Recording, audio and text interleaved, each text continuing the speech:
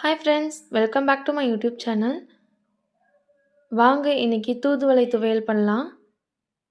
கடாயில் 3 table spoon எண்ணெய் ஊற்றிக்கோங்க. நான் இன்னைக்கு நல்லெண்ணெய் சேர்த்துருக்கேன். எண்ணெய் நல்லா சூடானதும் 1 டேபிள் ஸ்பூன் உளுந்து,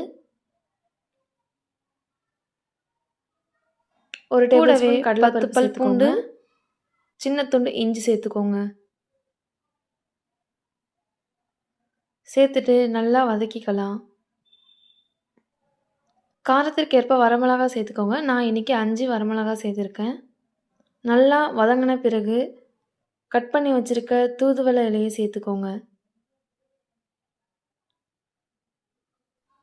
தூதுவளை இலையில் முள் இருக்கும், பார்த்து எடுத்துக்கோங்க.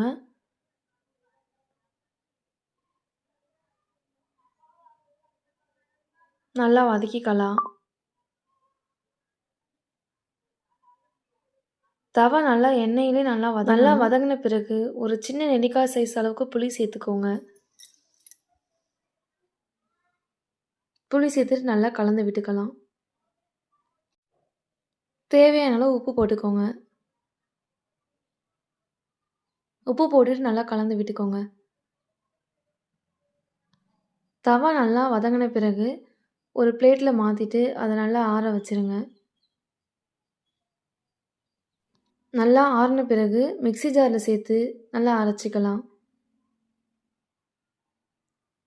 வாங்க இதை வதக்கிக்கலாம். வாணலில் 4 டேபிள் ஸ்பூன் நல்லெண்ணெய் சேர்த்துக்கோங்க.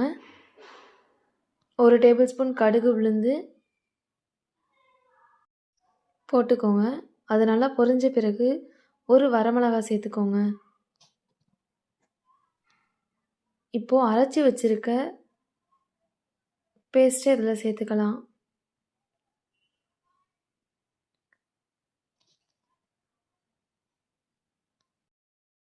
நல்லா வதக்கி விட்டுட்டே இருங்க, இல்லைன்னா அடி பிடிச்சிரும்.